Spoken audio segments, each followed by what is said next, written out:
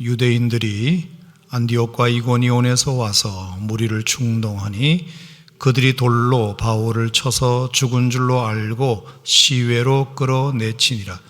제자들이 둘러섰을 때에 바울이 일어나 그 성에 들어갔다가 이튿날 바나바와 함께 더베로 가서 복음을 그 성에서 전하여 많은 사람을 제자로 삼고 루스드라와 이고니온과 안디옥으로 돌아가서 제자들의 마음을 굳게 하여 이 믿음에 머물러 있으라 권하고, 또 우리가 하나님의 나라에 들어가려면 많은 환난을 겪어야 할 것이라 하고, 각 교회에서 장로들을 택하여 금식 기도하며 그들이 믿는 주께 그들을 위탁하고, 비시디아 가운데로 지나서 밤빌리아에 이르러 말씀을 버가에서 전하고 아탈리아로 내려가서 거기서 배 타고 안디옥에 이르니, 이곳은 두 사도가 이룬 그 일을 위하여 전에 하나님의 은혜에 부탁하던 곳이라.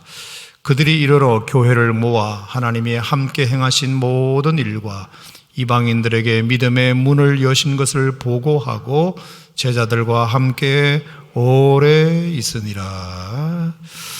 아멘. 자, 오늘 시간에는 바울의 1차 전도여행의 이제 마지막 일정에 대한 본문입니다. 그렇죠? 수리아 안디옥을 출발해서 또 구브로 섬을 거쳐서 또 밤빌리아 버가, 비시디아 안디옥, 또 이고니온, 루스드라를 거쳐서 이제 더베로 향하는 그 어간에 있었던 일 하나가 오늘 본문인데요. 자, 오늘 14장 19절 말씀에 보면은 참 이런 말씀으로 시작하고 있어요. 유대인들이 안디옥과 이고니온에서 와서 무리를 충동했다. 그들이 바울을 돌로 쳤다. 자, 이런 표현이 여기 등장하고 있습니다. 자, 지난주 우리가 루스드라 공부를 하면서 루스드라는 유대인들이 별로 없는, 그래서 유대인의 회당도 없어가지고 보통 바울과 바나바가 어느 지역이든지 가면 안식일날 회당에 가서 말씀을 전했는데, 루스드라는 유대인이 적기 때문에 회당이 없어가지고 길거리에서 말씀을 전할 수밖에 없었다 그랬죠. 그랬더니 사람들이 집중력도 떨어지고 또 유대인들이 워낙 없다 보니까 하나님 하자도 모르는 그런 사람들이다 보니까 이게 쇠기의 경일기 같은 느낌이었어요. 얘기를 해도 뭔 말인지 몰라요. 또 사람들이 다 바쁘게 왔다리 갔다리 하니까 바울과 바나바가 설교를 해도 들어주는 사람이 없어요. 그래서 루스드라는 이거 안 되는가 보다, 여기는 아닌 갭이다, 이제 이렇게 생각을 하고 있는데 하나님이 예비해 주신 한 사람이 있었어요. 누구죠? 한 번도 걸어보지 못했던 거지 안전뱅이가 그 거리에서 바울과 바나바가 설교하는 것을 듣고 있었습니다. 여러분, 그게 은혜인 줄 믿습니다. 그 사람은 바쁜 일도 없고 그리고 걸을 줄도 모르기 때문에 잠자코 앉아 있다가 바울의 설교를 들은 거예요. 참 하나님의 역사는 참 신기한 것 같아요. 은혜 받는 사람은 따로 있는 것 같다 생각이 듭니다. 바쁘고 잘난 사람들은 자기 잘난 맛에 하나님의 말씀이 귓전에 들려줘도 닫아버리지만, 마음이 가난하고 궁핍한 사람들은 하나님의 말씀이 이렇게 잘 들리는가 봅니다. 그래서 얼마나 그 말씀을 잘 듣든지 바울이 볼 때 그에게 어떤 믿음이 있었는지를 봤냐면 구원받을 만한 믿음이 있음을 보고, 이렇게 돼 있어요. 구원받을 만한 믿음이 있다는 것을 알아차렸어요. 그래서 그에게 달려가 가지고 일어나라 그랬어요. 일어나라. 그랬더니 그 사람이 바로 벌떡 일어나는 정말 놀라운 기적이 이제 루스드라에서 정말 엉뚱한 사람에게서 생기게 되었습니다. 그러자마자 아무 관심도 없던 루스드라 사람들이 갑자기 구름대처럼 몰려가지고 여봐라. 우리가 이 거지가 한 번도 걸어보지 못한 사람인 걸 아는데 저 두 사람이 우리 동네에 와서 뭐라고 중얼중얼 거리더니 이 사람을 세상에 일으켰대. 그래서 갑자기 설교할 때는 아무도 안 오더니 안전뱅이 하나 일으키니까 구름대처럼 몰려가지고 그냥 바울과 바나바를 뭘로 추앙했다? 제우스로, 헤르메스로, 그리스 신화에 나오는 가장 높은 신들로 추앙하면서 신들이 우리 마을에 인간의 몸을 입고 오셨도다 이러면서 막 꽃다발 걸어드리고 소자받고 제사하고 이러려고 했어요. 그랬더니 바울과 바나바가 깜짝 놀래가지고 이러시면 안 된다, 여기서 이러시면 안 된다고 막 그러면서 뜯어 말리면서 우리도 당신과 같은 성정이 같은 사람입니다. 우리가 신이 아닙니다. 우리도 사람입니다. 이러면서 우리가 당신들에게 복음을 전하는 것은 바로 이 이유 때문입니다. 이런 헛된 일을 버리고 천지와 바다와 만물을 지으신 살아계신 하나님께로 돌아와야 합니다. 아멘. 그 이야기를 이제 하는 거죠. 그리고 두 번째가 뭐였죠? 하나님께서 당신들의 길을 이렇게 가게 하시고 하나님이 방임하신 것 같지만, 유대인들만 챙기시고 이방인들에게는 아무런 은혜를 주시지 않으신 것 같지만 아니라고. 하나님은 이방인들에게도 동일한 은혜를 지금까지 주셨다고. 그걸 이제 우리는 일반 은총, 일반 계시 그러잖아요. 그래서 당신들에게도 하늘로부터 때를 따라 비를 주시고 곡식을 거두게 하셔서 음식과 기쁨으로 여러분들이 참 만족스럽게 살지 않았냐고. 그것이 다 하나님의 은혜고 하나님의 일반 은총이었다고. 절대 이방인이라고 해서 여러분들을 방임하신 게 아니라 여러분들을 향하신 하나님의 선하심도 내내 있었다는 사실을 얘기를 해주죠. 그래서 사람들을 말려가지고 하려고 했던 그 제사를 못하도록, 이제 제사 지내지 못하도록 이제 말린 사건이 루스드라에서 있었던 사건입니다. 그렇죠? 지난주 처음 듣는 척 하지 마시고 맞아 그랬지 이렇게 해주셔야 됩니다. 자, 그러니까 너무 좋은 일이잖아요. 그죠? 처음에는 약간 기분 언짢으려고 했는데, 복음의 불못이었는데, 이 안전뱅이 이 기적 사건을 통해서 그냥 온 이 루스드라 사람들이 복음을 듣고 바울과 바나바의 말을 듣기 시작하니까, 그리고 제사를 중지하는 모습을 보면서 기분 좋아졌어요. 자, 그런데 엉뚱한 일이 하나 생겨요. 뭐죠? 루스드라는 유대인들이 별로 없어요. 근데 어디서 왔느냐? 비시디아 안디옥과 이고니온에서 원정을 옵니다. 원정을 와가지고 지금 이 루스드라 사람들이 한창 은혜 받고 지금 들떠 있는 그 사람들을 충동질하는 겁니다. 거기 충동이 뭔지 알죠? 선동하는 것, 나쁜 일을 이렇게 하자고 이게 자꾸 막 선동하는 거 있잖아요. 바람 넣는 거 이런 거 있잖아요. 충동하고 선동을 합니다. 선동을 해요. 참 지독한 사람들입니다. 그죠? 비시디의 안디옥에서 정말 2-3주 동안 정말 긴 설교를 바울이 하면서 복음을 전했을 때 경건한 유대인들이 정말 그 복음을 받아들였지만, 그렇지 못한 유대인들은 비방하고 박해하고 조롱하고 하면서 얼마나 박해를 했습니까? 그래서 너무 바울이 마음이 상해가지고 발에 티끌을 떨어버리고 그냥 나와버렸어요. 거기가 비시디아 안디옥이에요. 이고니온에도 갔는데 마찬가지였어요. 듣는 사람은 듣지만 안 듣는 사람들은 여전히 안 듣고 바울을 돌로 쳐 죽이려고 하는 이런 일이 이고니온에서 있었단 말입니다. 근데 그때 박해한 것도 모자라가지고 바울과 바나바가 루스드라에 있다는 사실을 알고 원정을 온 거예요.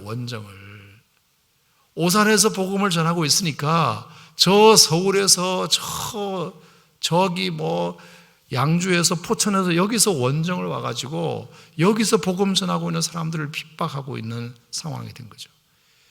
그래서 여기 있는 사람들을 이제 충동을 하는 겁니다.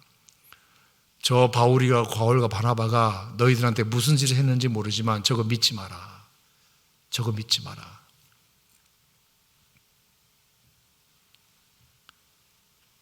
저 사람의 말은 믿지 마라. 그런 게 어딨냐. 그러니까 예수는 유대인들의 적을 통해서 십자가에 죽었고 그 유대인들이 어련히 알아서 예수를 죽였겠냐. 근데 예수를 죽인 유대인을 메시아라고 바울과 바나바가 얘기하는 거니까 어떻게 그것을 우리가 믿을 수 있느냐. 너희들은 절대로 믿으면 안 된다라고 이제 충동을 하게 된 겁니다. 진짜 가끔 보면 사람이 참 나쁘다는 생각을 해요. 그렇게 바울과 바나바를 핍박하고 미워했으면 됐지. 세상에 여기까지 와가지고 또 그걸 방해합니까?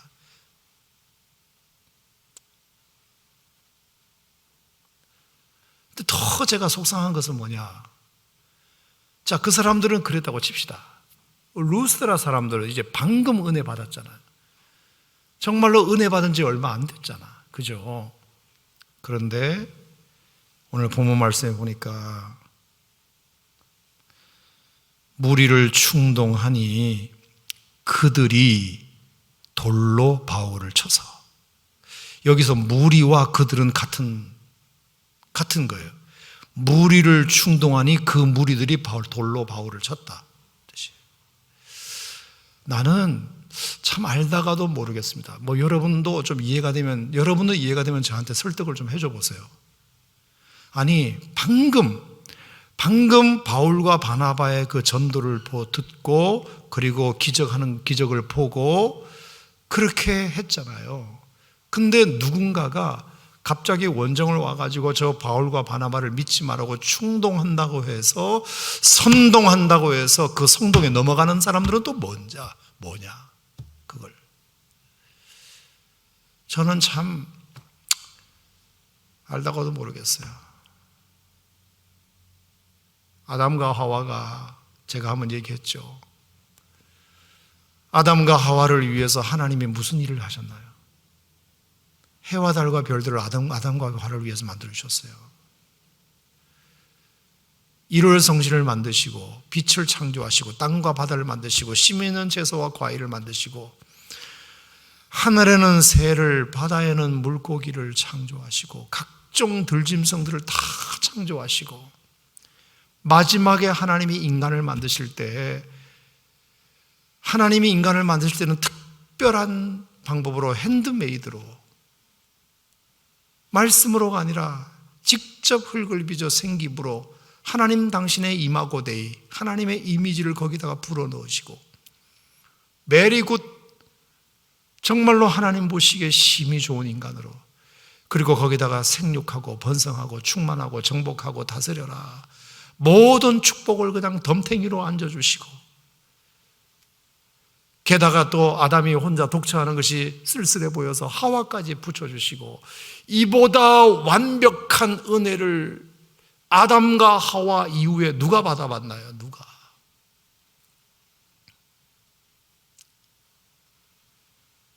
그러면서 하나님이 이 동산나무에 있는 모든 것은 다 먹을 수 있어. 마음대로 먹어. 다 너를 위한 거야. 하지만 딱 하나, 선악과는 건드리지 마. 그것은 너와 나의 약속이야. 내가 창조주고 네가 피조물이라는 것을 인식하는 최소한의 장치야. 그러니까 그것만 지켜주되 나머지는 네가 마음대로 해, 마음대로. 그런 은혜를 아담과 하와처럼 인류 역사에 받은 사람이 전무후무하지 않습니까? 여러분, 처녀 시절에 남자친구랑 데이트하면서 자기야 저 별 좀 따다 줄 수 있어 이러잖아요. 그 별 따다 주는 남자친구 있습니까? 없어요. 못 따다 줍니다. 근데 하나님은 별 따다 주는 정도가 아니라 별을 수백억 개를 만드시고 해와 달과 별들을 아담과 하와를 위해서 만들어 주셨단 말입니다. 그런데 사탄의 충동에 한 방에 넘어가는 거 보세요. 한 방에. 마귀가 해준 게 뭐 있다고? 밥 한 끼를 사줬습니까? 커피 한 잔을 사줬습니까? 옷 한 벌을 사준 적이 있습니까? 마귀가 아무것도 아담과 하와를 해준 것이 없어요. 그런데 꾀임에 넘어가요. 하나님을 의심하고 사탄의 말을 믿어버려요.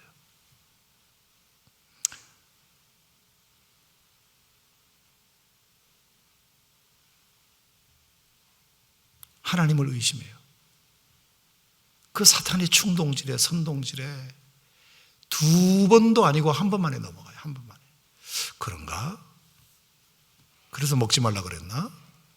우리들의 눈이 밝아서 선악을 판단할 것이 하나님이 두려워서 하나님과 같이 될까 봐 겁나서 우리를 경계했나? 어쩐지 좀 이상하더라 이러면서.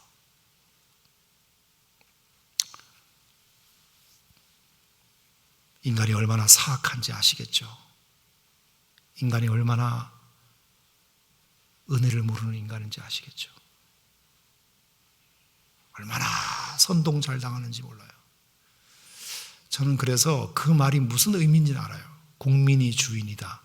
국민 뜻대로 정치하겠다.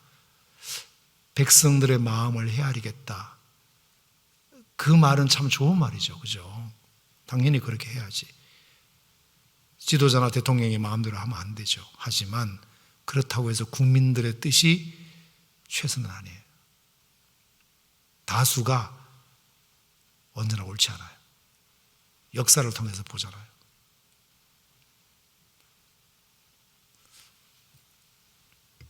너무나 선동을 잘 당하는 백성들.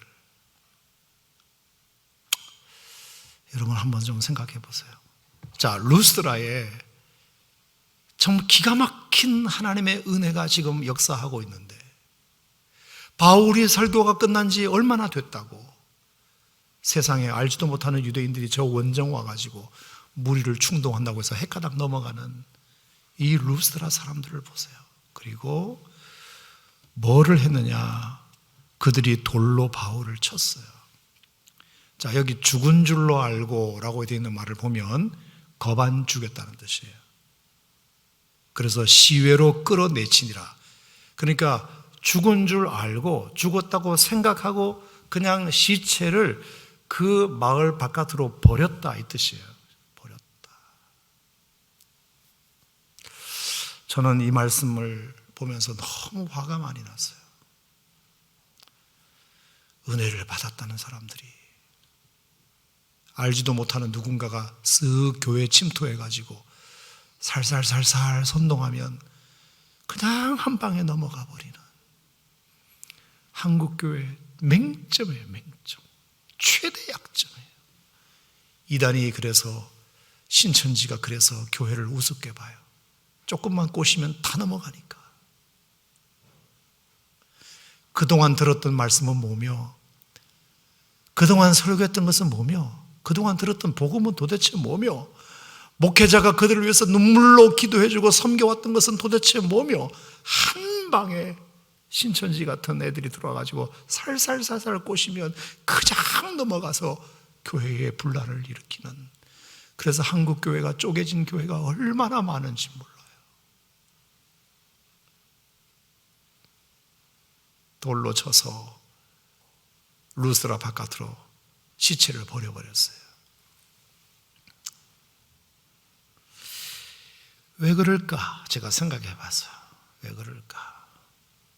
성경에 지난주에는 내게 안 보였던 이번 주에는 보이는 구절이 하나 있더만. 18절 이렇게 말하여 겨우 무리를 말려 자기들에게 제사를 못하게 하니라. 여기 겨우라는 말이 있더라고요. 지난주에는 이게 안 보였는데, 그러니까 바울의 설교를 듣고 그들이 제사를 끊어내고 중단한 건 사실이지만 겨우 한 거예요. 겨우. 겨우라는 말은 어떤 의미인가요? 자발적으로 했다는 말인가요? 마지못해 했다는 말인가요? 마지못해서. 기쁜 마음으로, 자원하는 마음으로 한 게 아니라 겨우 분위기 때문에, 그러니까 오래 못 가는 거죠. 오래. 근데 참 감사한 것은 20절 말씀에 참 하나님이 그래도 바울과 바나바를 사랑하셔서 20절에 보니까 제자들이 둘러섰을 때에 이 표현이 있어요. 바울과 바나바 지금 둘이 달랑 지금 선교 다니는 거잖아요. 마가 요한은 이미 가버렸고 둘이 달랑 지금 다니는데 여기 제자들은 누굴까요? 그러면 여기 제자들은 누구죠? 루스드라에서 복음을 듣고 돌이킨 사람들 있었어요. 충동을 당하는 사람도 있었지만 충동을 안 당하고 바울과 바나바의 설교를 믿고 하나님을 영접한 사람들도 있었다 없었다? 있었다. 항상 어디든지 하나님은 남은 자를 두시는 것 같아요. 남은 자 되기를 바랍니다. 여러분, 세상 풍조는 나날이 갈려도 나는 내 믿음 지키는 자가 되기를 주의 이름으로 축원합니다. 남은 자가 있어요. 다 충동해서 넘어가도 제자들이 있었단 말이에요. 제자들이 둘러섰어요. 둘러섰다는 말은 어디를 둘러섰다는 걸까요? 죽은 시체 바울 곁을 둘러선 거예요. 이게 원어적 의미로 보면 둘러서서 기도했다는 뜻이에요. 제자들이 둘러서서 기도할 때 이게 뭐예요? 바울이 죽었지만 죽어서 시체를 그냥 내동댕이 바깥으로 쳐냈지만 제자들은 너무나 안타까워서 하나님 지금이라도 우리 선생님 살려주세요라고 기도를 한 거죠. 기적이 일어났어요. 제자들이 둘러서서 기도하는데 바울이 벌떡 일어나요. 분명히 유대인들이 돌로 쳐서 죽었다고 생각하고 시체를 버려버렸는데 믿는 제자들이 안타까운 마음으로 사모하는 마음으로 우리 선생님 하나님 살려주세요라고 그렇게 간절히 기도하니까 하나님께서 그 기도를 들으시고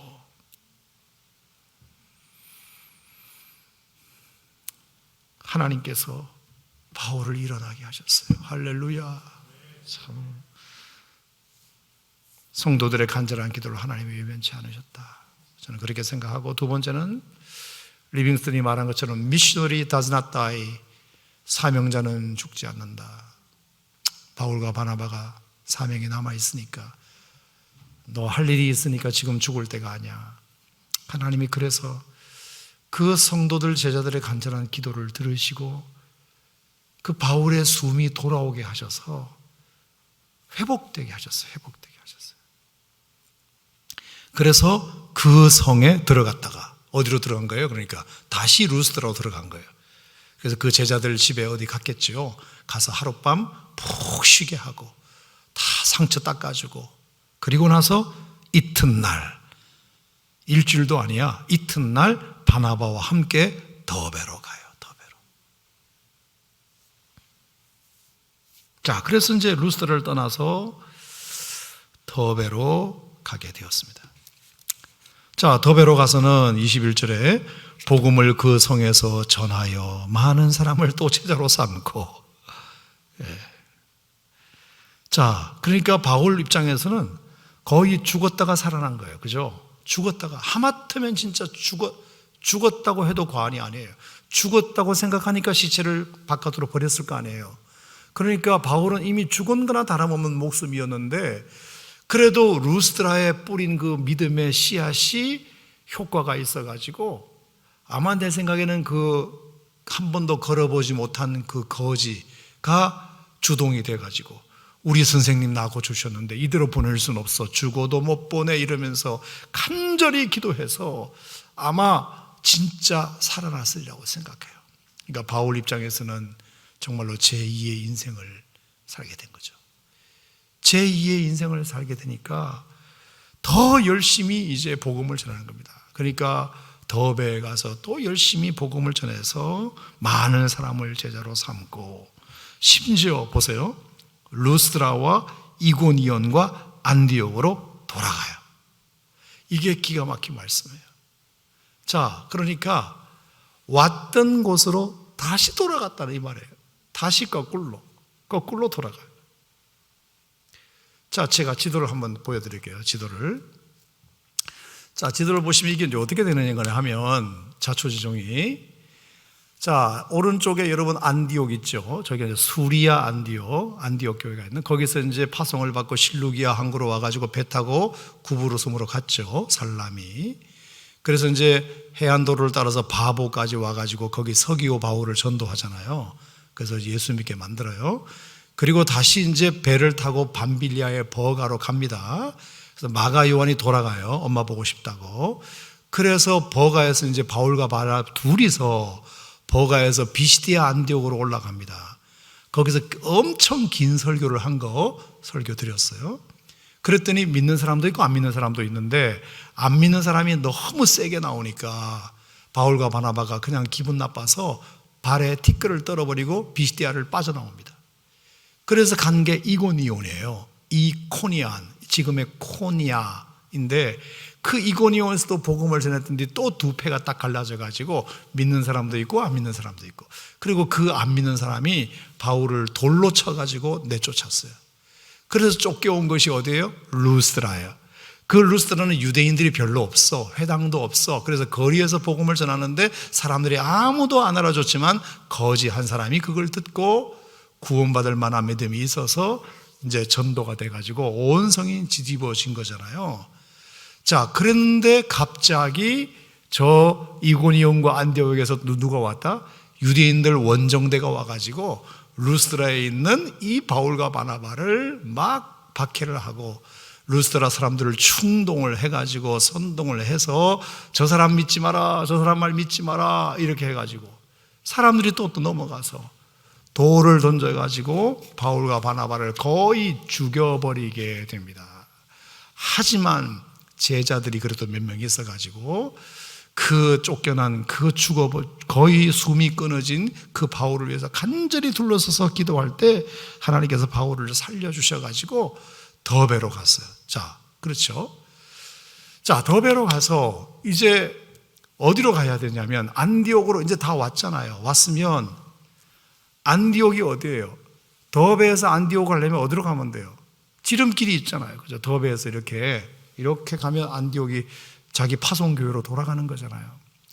그런데 이상하게 갑자기 바울이 코스를 유턴을 해가지고 다시 이고니온으로, 다시 비시디아 안디옥으로, 다시 버가로 이렇게 다시 거꾸로 돌아가서 아탈리아에서 배 타고 안디옥으로 돌아가요.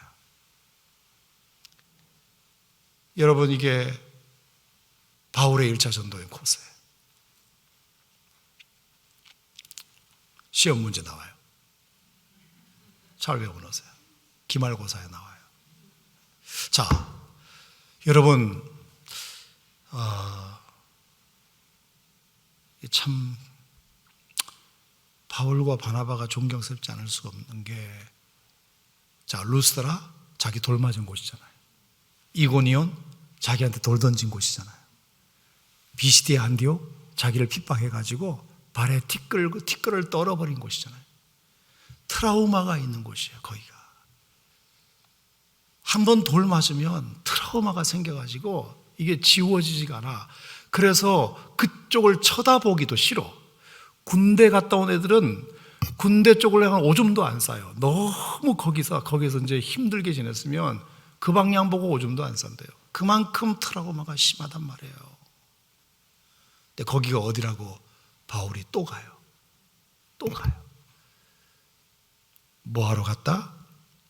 22절에 제자들의 마음을 굳게 하여 믿음에 머물러 있으라 권하려고, 우리가 하나님 나라에 들어가면 많은 환난을 겪어야 된다는 이 말을 하려고, 그리고 각 교회 장로들을 택하여 금식 기도하며 그들이 믿는 주께 그들을 위탁하려고, 일꾼 세우려고, 그리고 절대로 마음을 굳게 하여 믿음에 머물러 있으라고, 하나님 나라에 들어가려면 환난을 많이 받으셔야 된다고 이 설교하려고, 이 부탁하려고, 그리고 일꾼 세우려고 자기를 핍박했던 그곳으로 다시 돌아갑니다.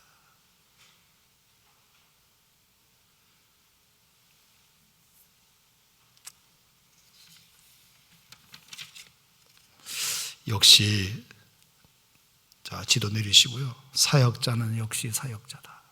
사명자는 아무나 하는 게 아니구나 하는 생각이 들어요.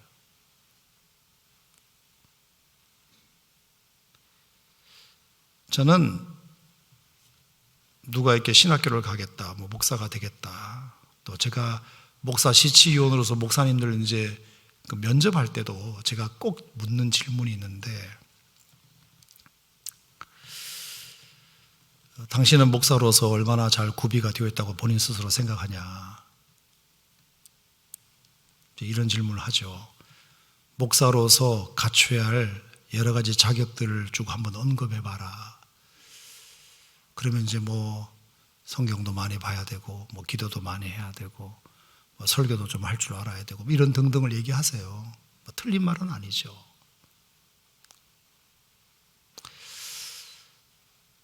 근데 내가 원하는 답을 아직 안 했어. 내가 원하는 답이 있는데. 그래서 제가 한마디 해드려요. 미운 사람 다시 볼 수 있어요? 실망시키는 사람 사랑할 수 있어요? 억울하게 하는 사람 사랑할 수 있어요? 그거 못하면 하지 말라고, 지금이라도. 힘든 일 다시 맡을 수 있어요? 효과도 없는 일 다시 맡을 수 있어요? 그거 못할 것 같으면 하지 말라고. 목회는 설교하는 게 목회가 아니라고. 억울한 거 참을 수 있냐고. 효과도 없는 일 계속할 수 있냐고. 힘든 사람 얼굴 보고 설교할 수 있어요? 당신 욕하는 사람 얼굴 보고 설교할 수 있어요? 없어요? 그거 못하면 하지 마라.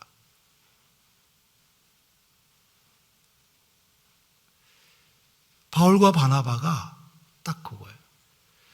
자기를 핍박하고 조롱하고 돌 던졌고 죽이려고 했던 그곳을 다시 찾아가요. 다시 찾아가요.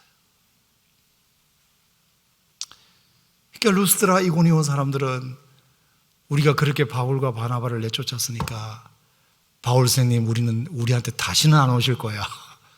다시는 안 오실 거야. 우리가 모질게 했거든. 다시 왔다 안 왔다? 다시 왔다. 얼마나 감동이 됐겠어요. 얼마나 감동이 됐겠어요. 정말 그 바울 선생님과 바나바 선생님이 자기 마을에 다시 나타나신 것만 해도 눈물이 흘렀을 거예요. 우리가 그렇게 모질게 했는데, 우리가 그렇게 돌 던졌는데 우리를 또 사랑해 주시려고 오셨구나. 우리에게 말씀 전해 주시려고 오셨구나. 야, 정말 대단하신 분이시다.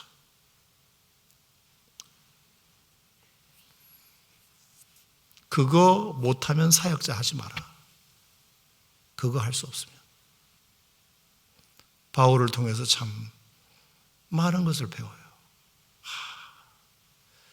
설교를 유창하게 하는 게 중요한 게 아니고, 날 미워하는 사람 앞에 또 설 수 있느냐, 나를 억울하게 만든 사람, 나한테 돌 던진 사람 앞에 다시 가서 사랑한다고 말할 수 있느냐. 역시 사명자는 다르구나.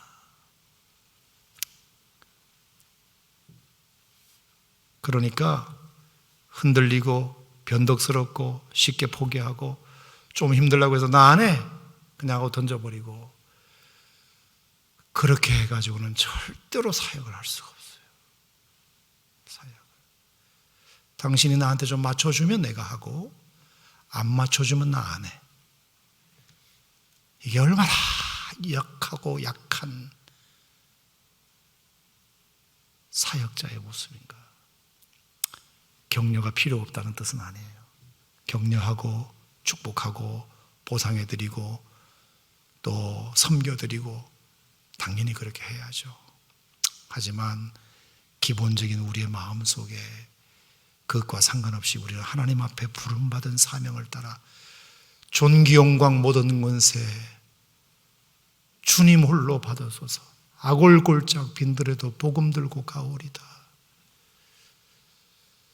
소돔 같은 거리에도 사랑 안고 찾아가서 종의 몸에 지닌 것도 아낌없이 드리리다. 신학교 졸업할 때 꼭 355장 이 찬송 부르거든요. 내가 다 까먹었어요. 의사가 히포크라테스 선서를 매일 암송해야 되는 것처럼 사역자들은 355장인가 옛날 찬송가 존귀 영광 모든 것의 것을 매일 불러야 돼. 매일 불러야 돼.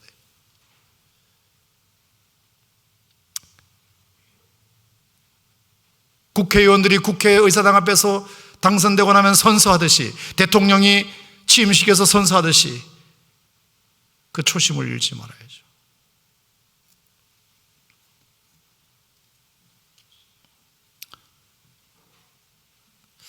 여러분, 이것이 비단 바울과 바나바 선교사일 뿐일까요?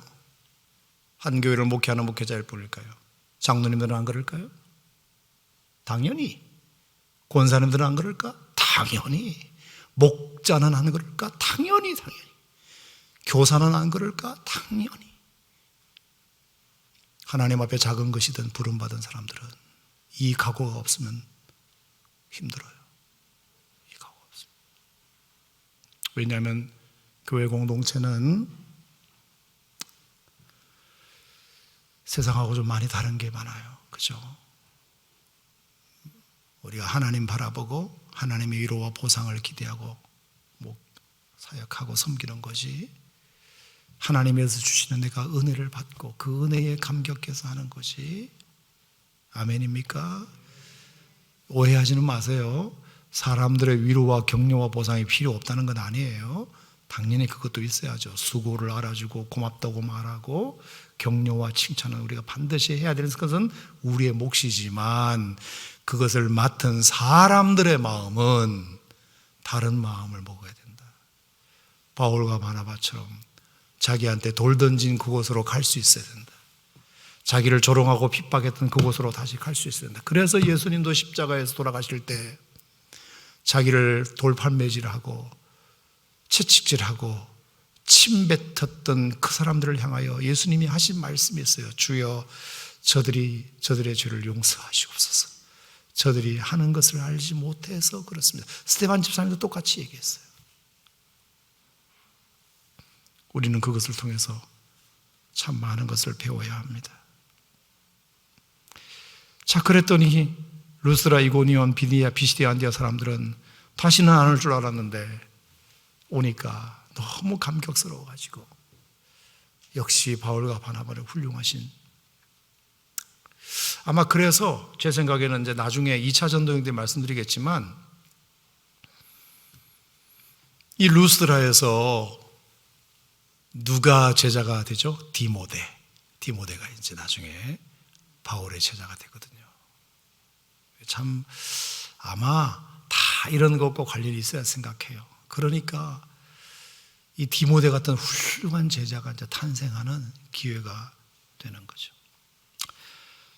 자, 그래서 이제 바울은 돌아가서 메시지를 몇 가지 전합니다. 첫째는 마음을 굳게, 따라합시다. 마음을 굳게 하자. 마음을 굳게 하자. 자, 제자들의 마음을 굳게 하여 이 믿음에 머물러 있으라. 마음을 굳게 해라. 그게 신앙이다. 머무르는 것이 신앙이다. 흔들리거나 변덕스럽거나 포기하지 않는 것, 충동당하지 않는 것, 나 안 해 하고 그냥 내려놓지 않는 것, 꾸준히 가는 것, 마음을 한번 굳게 먹는 것, 흔들리지 않고 한번 하기로 딱 마음 먹었으면 그냥 끝까지 가는 것, 이게 그걸 부탁한 거예요. 바울과 바나바가. 믿음이라고 하는 것은 그런 거예요. 마음을 굳게 하고 믿음에 머물러 있으십시오. 그게 믿음입니다. 그래야 돼요. 그 다음에 두 번째가 뭐죠? 신앙은 환난을 많이 겪을 수밖에 없다는 것. 하나님 나라에 들어가려면 많은 환난을 겪어야 한다는 것을 바울이 말합니다. 실제로 바울은 참 많은 환난을 겪었습니다. 그죠? 옥에 갇히기도 하고, 매도 수없이 맞고, 유대인들에게 40에서 하나 감한매를 5번 맞고, 3번 태장으로 맞고, 1번은 돌로 맞고, 3번 파선하고, 일주일을 깊은 바다 위에서 지내고, 강의 위험과 강도의 위험과 동족의 위험과 이방인의 위험과 시내의 위험과 광야의 위험과 바다의 위험과 거디 형제들의 위험을 당하고, 수고하고 애쓰고 자지 못하고 줄이고 목마르고 굶고 춥고 헐벗었노라. 그럼에도 불구하고 바울은 뭐라고 고백했다? 아직도 날마다 내 속에 눌리는 것이 있으니 곧 모든 교회를 위하여 염려하는 것이라. 그렇게 자기 몸이 지금 피곤하고 상하고 찢기고 돌에 맞아 죽을 것 같은 위기를 그렇게 겪는데도 그 바울의 마음 속에 여전히 가장 큰 이슈는 뭐냐? 교회를 위하여 염려하는 것이라.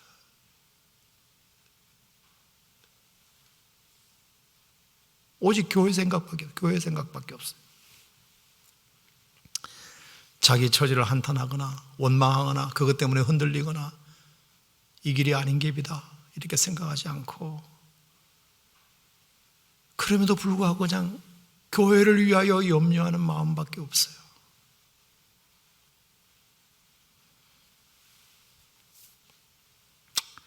너무 훌륭한 것 같아요. 그래서 신앙은 제가 여기 노트에다가 적었는데 기대보다 각오를 더 많이 해야 된다. 그냥 제가 이렇게 적어봤어요. 여기다 노트에다가 사역을 하려면 기대보다 각오를 더 많이 해야 된다. 각오. 근데 기대만 하고 각오가 없으면 늘 이렇게 흔들리고 이렇게 실망할 때가 많이 있을 거예요. 근데 각오를 좀 단단하게 하면, 기대를 적게 하고 각오를 단단하게 하면 어떤 웬만한 위험이나 어려움도 각오했으니까 이길 수 있단 말이에요. 그런 가운데서 하나님이 어떤 축복을 주시면 감사한 거지만, 각오는 하나도 한 것도 없고 그냥 기대만, 여기 가면 뭔가 좋은 게 있다더라, 뭘 잘해준다더라, 이것만 갖고 덤벼들면 100% 실망하게 되고 넘어집니다. 나는 그런 사역자들 많이 봤어요. 각오는 하나도 안 하고 그냥 뭐 좋은 게 있을 것 같아서 왔대. 잘해준다고.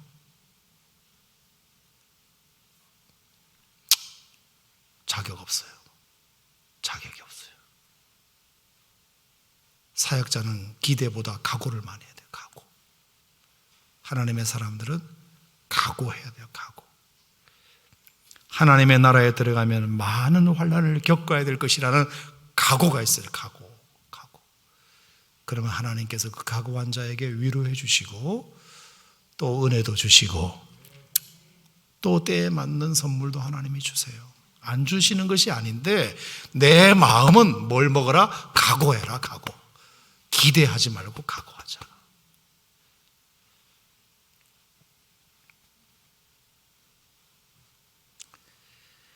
자, 그리고 나서 이제 안디옥으로 돌아왔는데, 자, 오늘 제가 마지막 설교입니다.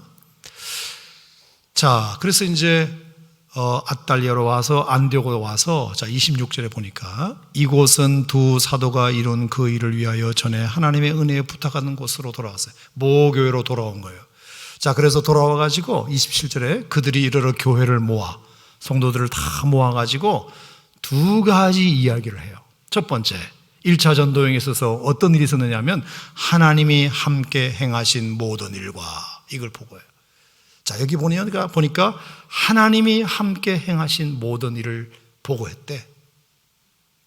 자, 1차 전도여행을 통해서 구브로 섬에서 있었던 서기오 바울 사건, 또 비시디아 안디옥에 있었던 일, 이고니온에서 있었던 일, 루스드라에서 있었던 일, 더베에서 있었던 일, 이런 여러 가지 일들을 쭉 했잖아요. 이런 쭉 일을 하면서 좋은 일도 많았죠. 열매도 많았죠. 안전매가 일어섰다거나, 경건한 유대인들이 돌아왔다거나, 서기오 바울이 구원받았다거나, 참 등등 바울과 바나바를 통해서 많은 기적들과 은혜들이 부어졌잖아요. 그 좋은 일을 가리켜서 뭐라고 말했냐면, 이거 내가 했다고 말하지 않고 하나님과 함께 행한 모든 일이라고 했어요. 하나님이 도와주셔서 제가 이렇게 하게 됐습니다. 아멘 한번 해봐요. 졸지 말고. 네. 하나님이 함께 하셔서 이 모든 일을 할 수 있습니다라고 보고한 거예요. 하나님이 함께 뭐라 그랬죠? 행하신 모든 일. 자, 그 다음에 두 번째, 그런 일만 있었나? 힘든 일도 있었지. 쫓겨나기도 하고 돌에 맞기도 하고, 그죠? 죽을 뻔하기도 하고, 그런 힘든 일도 있었는데 그 힘든 일도 모든 일에 들어가는 거예요. 그러니까 어떤 말일까요? 그 힘든 일도 나만 당한 것이 아니라 하나님이 함께 겪게 해주셨다. 하나님이 함께 곁에서 그 일을 같이 겪어주셨다, 이 뜻이에요. 하나님이 내가 어려움 당할 때도 우리만 이렇게 팽개쳐 놓지 않으시고 하나님이 곁에서 그 일을 함께 겪어주셨다. 하나님이 함께 고통을 당하셨다. 하나님이 함께 돌을 맞으셨다. 하나님이 함께 쫓겨나셨다. 하나님이 함께 핍박을 당하셨다. 하나님이 내가 어려울 때도 함께 하셨고 내가 좋은 일을 많이 하고 신앙의 복음의 열매가 많이 나타났을 때에도 그건 내가 한 게 아니라 하나님이 함께 하셨고, 내가 쫓겨다니고 어려움을 당할 때도 하나님이 함께 하셨고, 하나님이 하셨습니다. 이 고백을 그 모교에 와가지고 이제 발표를 하는 거죠. 여러분, 제가 1차 전도여행을 잘 다녀왔는데 첫째는 여러분들의 기도 덕분이고, 무엇보다 하나님이 참 이런 기적들이 많았는데 하나님이 도와주셔서 할 수 있었고, 내가 좀 핍박도 좀 당하고 어려움도 당하고 죽을 뻔도 했는데 우리만 그것이 아니라 하나님도 함께 그 일을 겪어주셨습니다. 그래서 내가 그것을 이길 수 있었습니다. 주어가 하나님이가 주어예요. 내가 한 게 아니고 하나님이 하셨대. 그리고 두 번째가 뭐냐? 이방인들에게 믿음의 문을 여신 것을 보고했다. 이방인에게 문 열어주신 것이 너무 감사하다. 저는 이 말을 읽으면서 어떤 생각이 들었느냐 하면은, 우리가 고난도 당하고 핍박도 당하고 죽을 뻔도 하고 쫓기도 당했지만 하나님이 그래도 이방인들에게 믿음의 문을 여신 것을 보고 모든 고통과 핍박을 다 잊어버렸다. 그걸 마지막 보고로. 그럼에도 불구하고 나는 감사합니다. 내가 핍박을 당하고 조롱도 당하고 죽을 뻔했지만 그럼에도 불구하고 하나님이 이방인들에게 복음의 문을 열어주신 것만으로도 저는 1차 전도여행은 절대로 실패하지 않았다고 생각합니다. 이렇게 딱 갈무리를 짓고 마침표를 딱 찍는 거예요. 보고 끝, 이렇게 되는 거죠.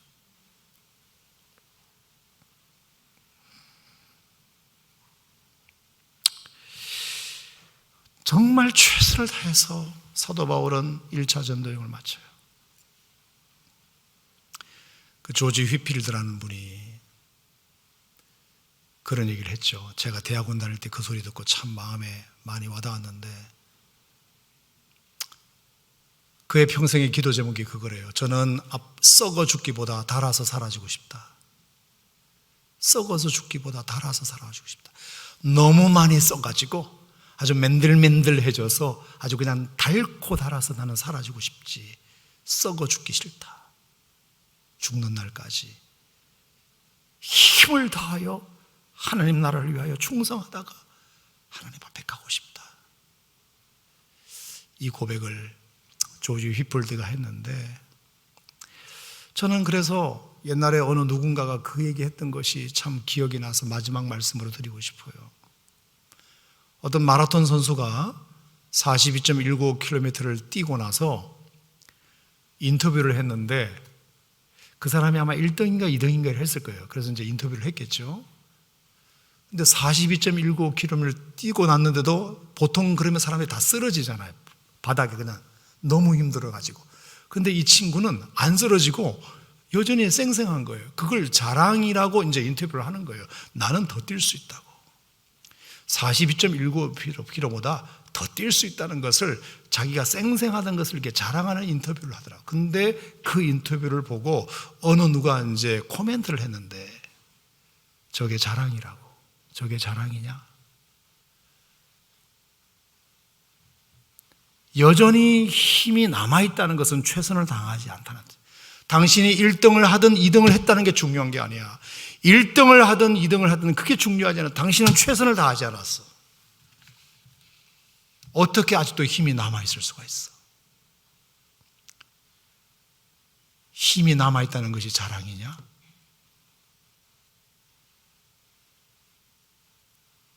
저는 우리가 하나님 앞에 갈 때 성한 모습으로 가지 않기를 바랍니다. 쌩쌩한 모습으로.